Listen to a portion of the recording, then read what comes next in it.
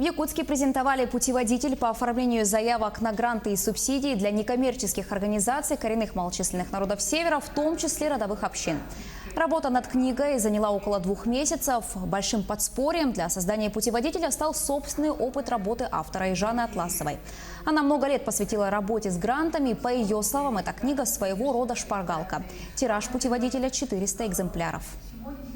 За практику моего консультирования некоммерческих организаций, в том числе родовых общин, я пришла к такому выводу, что нужно им рассказывать простым языком, доступно и практически. Вот тут же сразу показывать, какие документы, какие таблицы, какие разделы, как грамотно заполнять, как логически увязывать разделы заявки, прописывать количественные и качественные результаты, чтобы в голове у человека, который пишет эту заявку, уже была такая полная картина